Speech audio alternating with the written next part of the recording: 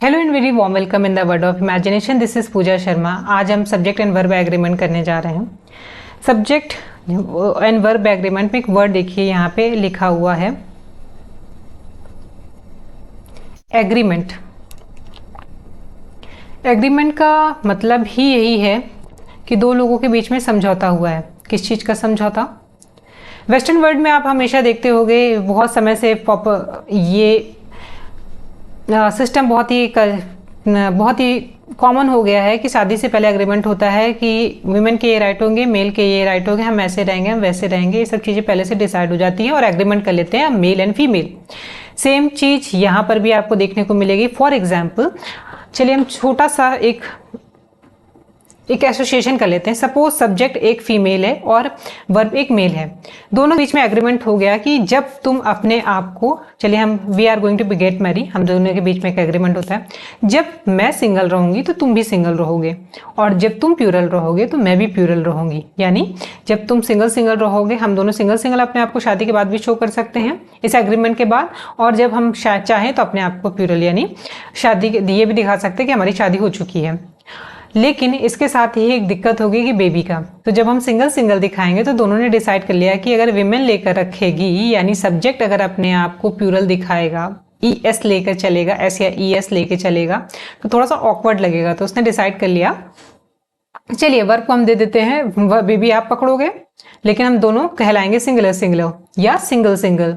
लेकिन जब अपने आप को मैरिड दिखाएंगे तो विमेन बेबी कैरी कर लेगी और कहेंगे कि, और वर्ब के बेबी ट्रांसफर हो जाएगा सब्जेक्ट को यानी फीमेल को, और तब भी दोनों मैरिड दिखाएंगे। ये कॉन्सेप्ट समझ में आया? अब ये बकवास हम क्यों कर रहे थे कि जब सब्जेक्ट और वर्ब में एक चीज रखा गया कि जब सब्जेक्ट में S या ES जुड़ जाएगा, जिन वर्ड्स में S और ES जुड़ जाएगा और वो सब्जेक्ट होंगे तो वो प्यूरल कहलाएंगे, ठीक है। लेकिन सेम टाइम पर उसी में वर्ब में अगर S और ES को हटा देंगे तो वो प्यूरल हो जाएगा, और E और S लगा देंगे तो S और ES लगा देंगे तो सिंगलर हो जाएगा। एग्जाम्पल देखिए कैसे, ज़्यादा बेटर समझ में आएगा। अगर हमने लिखा रन तो ये प्यूरल है, S और ES नहीं लगा, लेकिन जैसे ही हमने इसमें S लगा दिया तो ये सिंगलर हो गया, ठीक है। अब समझ में आया? वर्ब S कौन बेबी कैरी करेगा जब प्यूरल होगा, और कौन बेबी कैरी करेगा जब सिंगुलर होगा। सेम चीज है अगर हमने लिखा ट्रेन सिंगुलर है, और जैसे इसके आगे हम S लगा देंगे तो कई ट्रेन हो गई, ठीक।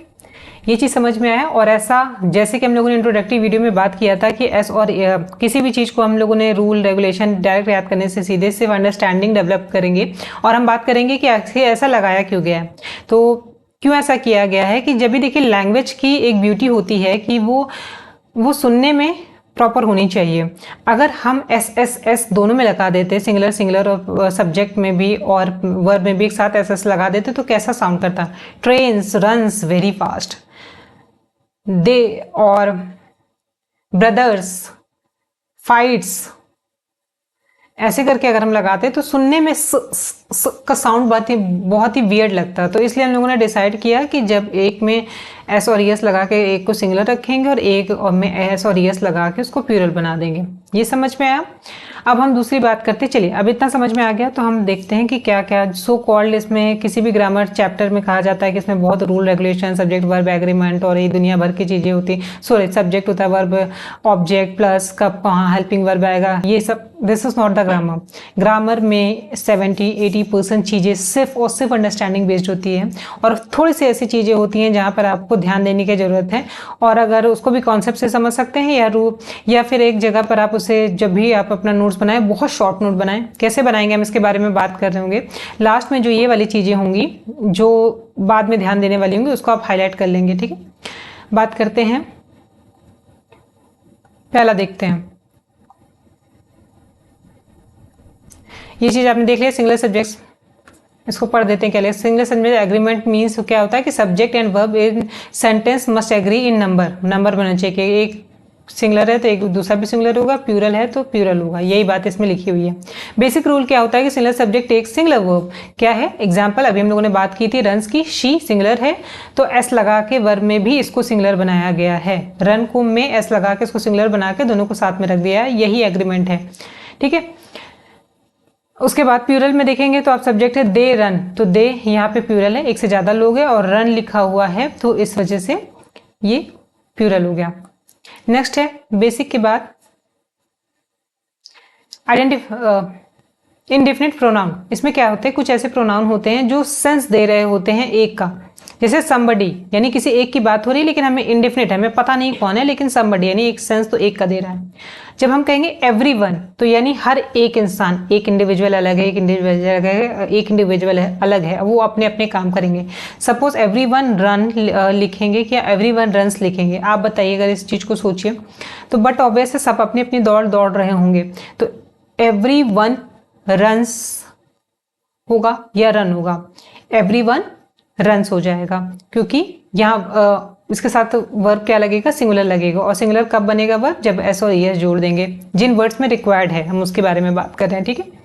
ये हो गया। जैसे सम, इसमें देखिए सम इंडेफिनिट प्रोनाउन आर सिंगुलर, जैसे कि सम एवरीवन अभी जो बात करते हो, समबडी अपने आप में एक का सेंस दे रहा तो कोई दिक्कत नहीं। एवरीवन सेपरेट डिस्ट्रीब्यूटिव प्रोनाउन भी इसे बोलते हैं, अलग अलग का जो सेंस देगा उसके साथ हमेशा याद रखिएगा वर्ब सिंगुलर ही आएगा और एक क्वेश्चन हमेशा इससे पूछता है। सम आर प्लूरल, और कुछ ऐसे ही इंडेफिनिट प्रोनाउन होंगे जैसे फ्यू, इंडेफिनिट है पता नहीं कितना लेकिन फ्यू, मैनी पता नहीं बट एक से ज्यादा का सेंस दे रहा है तो ये अपने आप में ही पता है कि जब ये प्लूरल होगा तो वर्ब भी प्लूरल लेके चलेगा। और some can be both, all और नन। एग्जाम्पल देखिए एवरीवन इज रिस्पॉन्सिबल, तो एवरीवन के साथ क्या किसका सेंस है, अपना अपने काम के लिए हर कोई रिस्पॉन्सिबल है, तो इसमें रिस्पॉन्सिबल्स नहीं किया हम लोगों ने, रिस्पॉन्सिबल लिखा है, ठीक है। एवरीवन के साथ इज लगा हुआ है, रिस्पॉन्सिबल है, ठीक है, इज लगा हुआ है ना कि आर लगा हुआ है, सॉरी रिस्पॉन्सिबल्स नहीं, इज यहाँ पे हेल्पिंग वर्ब है, यहाँ पे हेल्पिंग वर्ब यहाँ पे काम कर रहा है तो ये सिंगुलर है ना कि आर है, ठीक। ऐसे ही फ्यू हैव, तो हैव और हैज का कॉन्सेप्ट अगर आप जानते हैं तो हैज सिंगुलर के साथ लगता है, हैव प्लूरल के साथ लगता है। फ्यू सेंस दे रहा है एक से ज्यादा लोगों का, तो इसलिए यहाँ पे भी दोनों प्लूरल हो जाएंगे। नेक्स्ट आते हैं compound subject, when joined by and use a plural verb. Compound का मतलब never believe on Shakespeare's word what is in the name, कि नाम में क्या रखा है, शेक्सपियर का स्टेटमेंट है, लेकिन ऐसा नहीं है। नाम अपने आप में ही अपनी आइडेंटिटी होता है, बहुत कुछ बता रहा होता है। कंपाउंड मतलब किसी चीज को जोड़ने का सेंस दे रहा है। किस चीज से जोड़ा गया है, एंड से जोड़ा गया है। अब जब दो लोगों के बारे में हम बात करेंगे तो बट ऑब्वियस एक से ज्यादा लोग हैं, तो ये कोई रूल हुआ भला कि जब एंड से जोड़ेंगे तो वर्ब भी प्लूरल होगा, बट ऑब्वियस है प्लूरल होगा। एग्जाम्पल देख लीजिए, व्हेन ज्वाइंड बाय, ये एग्जाम्पल से पहले ये देखिए, दूसरा भी देख लीजिए, साथ में एग्जाम्पल देख लेंगे। व्हेन ज्वाइंड बाय और nor the verb agrees with the closest subject. जब इस चीज को आप अंडरलाइन कर भी सकते हैं क्योंकि इससे मिलता जुलता एक और कॉन्सेप्ट है, वो कंफ्यूज कर सकता है। जब और या नॉर लगा होगा तो बाद वाले को प्रेफरेंस देंगे, जैसे कि neither the teacher nor the student. Neither the teacher देख रहे हैं आप, यानी एक टीचर के बारे, नीदर द टीचर नहीं, नॉर द स्टूडेंट, यहाँ पे सब्जेक्ट कौन सा है, स्टूडेंट्स, तो आर यहाँ पे एग्जाम्पल है। यहाँ सॉरी, बाद वाला जो सेकंड सब्जेक्ट है वो है प्लूरल, तो इसलिए इसके साथ वर्ब भी हम प्लूरल लगा देंगे। Got this point? ये पॉइंट हमेशा प्लीज इसको अंडरलाइन कर लीजिएगा, यहाँ बहुत कंफ्यूज करता है। एक इस वाले में, एंड वाले में तो बहुत ही ज़्यादा कन्फ्यूजन है, वो तो नॉर्मली किसी को भी पता होगा, उसके साथ आर लगेगा। एग्जाम्पल भी है, जॉन एंड सारा इज आर गोइंग, ये वाला पॉइंट छूट गया था। इसका एग्जाम्पल एंड का, जॉन एंड सारा दो लोग हैं, उसके साथ प्लूरल वर्ब हमने लगा दिया, neither the teacher nor the students are study. एक और एग्जाम्पल मैं आपको ट्रिक बताती हूँ।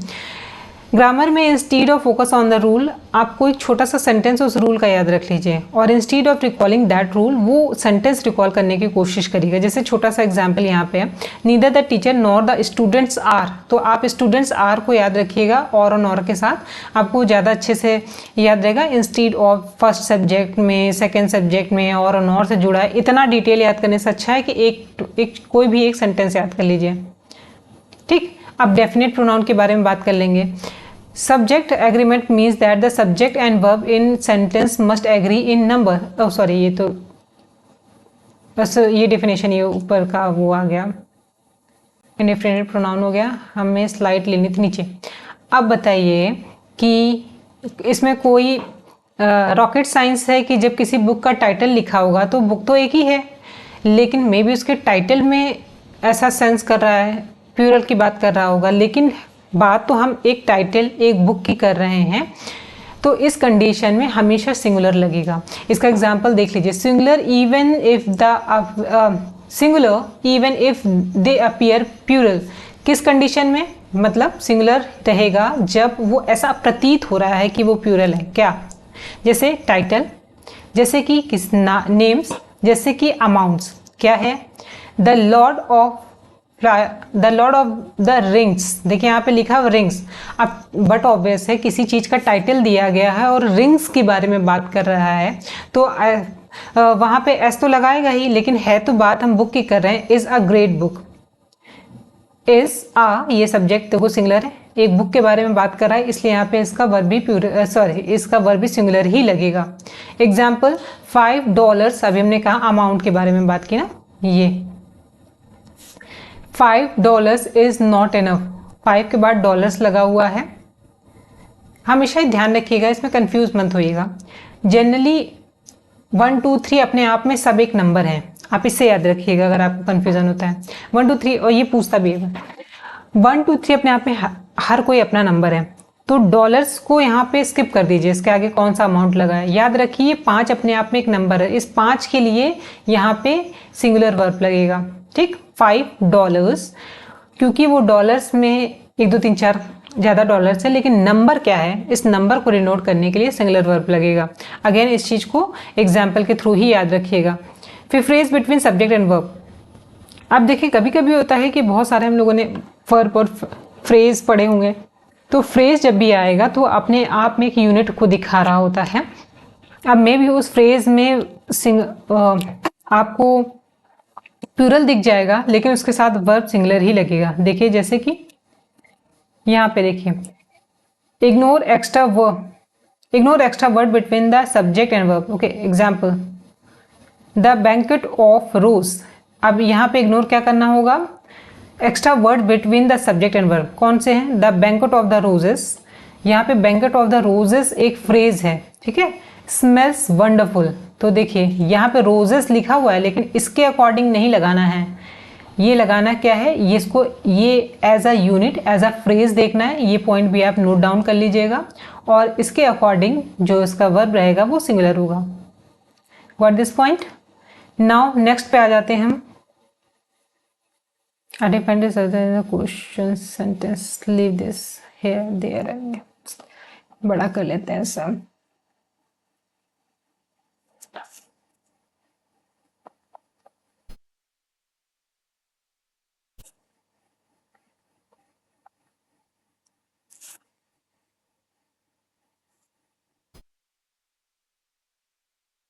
Identify the true subject in questions or sentence started with their।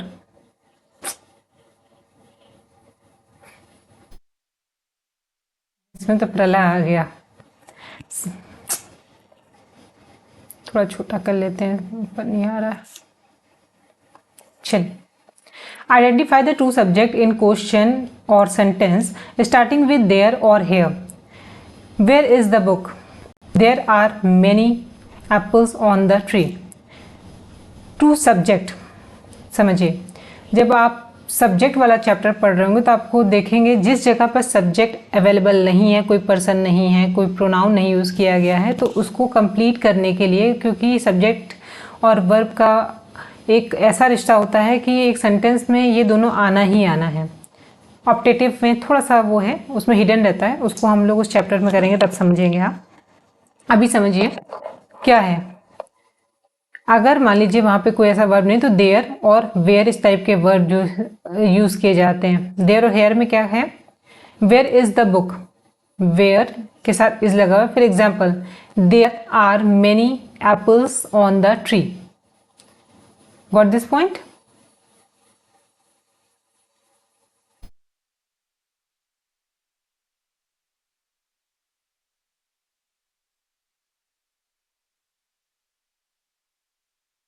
Expressions of time, distance and money. These takes singular verb. अभी हम लोगों ने जैसे बात की थी अमाउंट के बारे में, सेम चीज यहाँ पे इस तरह एप्लीकेबल होगा जहाँ पर दिस टेक्स सिंगुलर वर्ब। तो वहाँ पे सिंगुलर वर्ब लगे, जैसे 10 miles is a long walk. तो हमेशा दिमाग में माइल्स पे, अमाउंट पे, इन सब चीज़ों पे जाने की जगह सीधे सीधे नंबर पे जाइए। नंबर 10 अपने आप में एक अपना आप का डिजिट है ये, ठीक है। तो इसलिए आप यहाँ पे क्या करोगे, 10 के अकॉर्डिंग लगा दोगे इज। 10 एक सिंगल नंबर है। 10 miles is a long walk. और आपको अगर ये बात नहीं समझ में आती है तो आपको इसको directly 10 miles is a long walk sentence आप याद रख सकते हैं। $50 इज इनफ। तो 50 पर अगेन ये नंबर है, इसके अकॉर्डिंग आपको इज लगाना है। ये नंबर है, अगेन मैं कह रही हूँ ये नंबर है, काउंट 1 2 3 4 नहीं, सिर्फ अपने आप में नंबर की तरह याद रखिए इसको।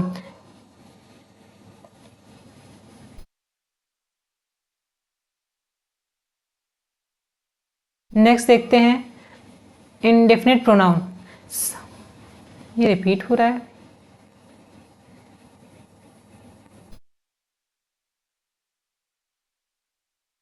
ये स्लाइड हो गई थी, ये स्लाइड हो गई थी। अब ये plural forms with singular meaning.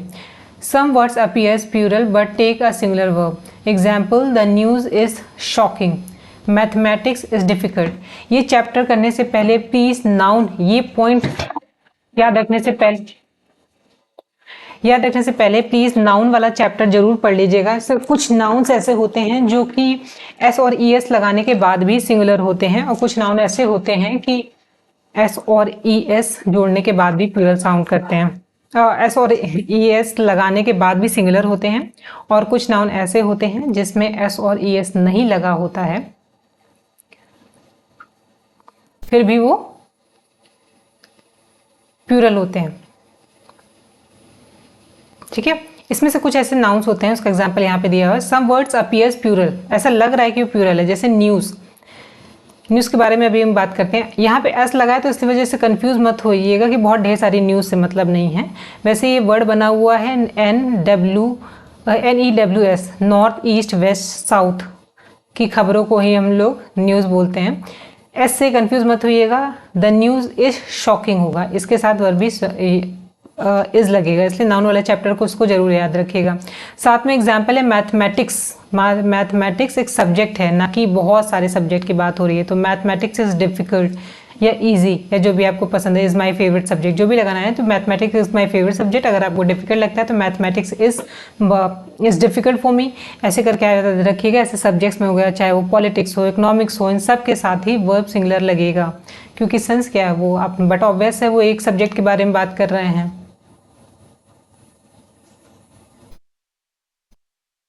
Next है फ्रैक्शन एंड परसेंटेज।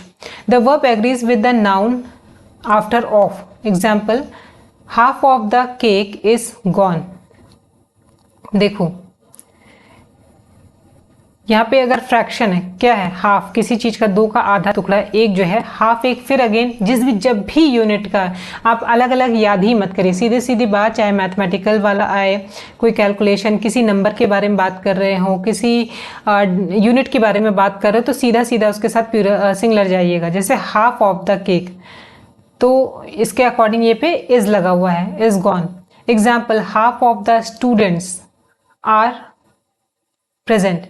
तो एक्सट्रीमली सॉरी, हाफ के अकॉर्डिंग नहीं, हाफ ऑफ द केक, तो केक का हाफ पार्ट जो होता है वो एक टुकड़ा उसका, उसके अकॉर्डिंग इज लगेगा। तो हाफ के बाद या इस तरह के बाद जो नाउन यूज किया गया है उसके अकॉर्डिंग लगेगा। जैसे हाफ ऑफ द केक है तो वो इज है, लेकिन अगर हाफ ऑफ द स्टूडेंट यानी केक एक यूनिट है, उसका आधा एक सेंस दे रहा है एक, बट ऑब्वियस इज लगेगा। हाफ ऑफ द स्टूडेंट्स यानी स्टूडेंट मान लीजिए 100 हैं तो उसके हाफ यानी 50, 50 अगेन प्यूरल है, तो इसलिए इसके साथ बाद में देखिएगा सेंस के अकॉर्डिंग रखेंगे तो स्टूडेंट्स है इसके अकॉर्डिंग आर लगेगा। और रूल के अकॉर्डिंग तो आपने देख ही लिया कि फ्रैक्शन और परसेंटेज आए उसके बाद वाला जो नाउन आएगा उसके अकॉर्डिंग हम लोग लगाएंगे। चाहे आप रूल से याद रखिएगा लीजिएगा, चाहे तो आप ये ट्रिक ध्यान रखिएगा। नेक्स्ट हमारा क्या है, एक लास्ट बचा हुआ है, इसको कर लेते हैं। ये क्या चैप्टर खत्म हो गया, कुछ कॉमन एरर्स हो जाते हैं। The list of the items are, जैसे जनरली क्या होता है लिस्ट भी एक यूनिट का, लिस्ट एक यूनिट है उसके अंदर आइटम्स के बारे में बात नहीं कर रहा है, तो यहाँ लिस्ट के अकॉर्डिंग लगाएंगे। The list of the items are long, ये इनकरेक्ट है। सही क्या है, the list of the items is long. देखिए इसके यहाँ पे इज लगा हुआ है, किसके, लिस्ट के अकॉर्डिंग है ये। नेक्स्ट है one of the boys plays football, one of the boys play football, one of the boys plays football. हमने डिस्ट्रीब्यूटिव प्रोनाउन की बात की थी, उसका ये एग्जाम्पल है। वन ऑफ द बॉयज यानी कोई एक, बॉयज में से ढेर सारे बॉयज में से कोई एक जो है वो क्या कर रहा है, वो खेल रहा है। जब वो एक कोई खेल रहा है, सेंस दे रहा है वन ऑफ द बॉयज में से, तो उसके साथ वर्ब कौन सा लगेगा, सिंगुलर लगेगा। और याद रखेंगे कि एस के साथ ये एस के लगाने से वर्ब सिंगुलर होता है। तो I think so this point is clear to you. One of the के साथ हमेशा ध्यान रखिएगा, जब सेंस देगा एक का तो चाहे यहाँ पे बॉयज लगाएं, ये भी ध्यान रखिएगा। वन ऑफ द बॉय भी लिख देता है कभी कभी, तो वन ऑफ द बॉयज ही लगेगा कि बहुत बॉयज में से एक ना, तो इस सेंस को हमेशा ध्यान रखिएगा।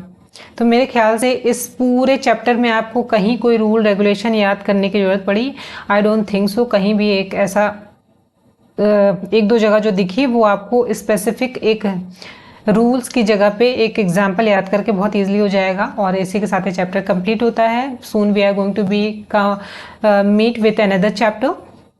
टिल देन टेक केयर, शब्बा खैर, खम्बा गड़ी। मिलते हैं नेक्स्ट वीडियो में। Bye bye.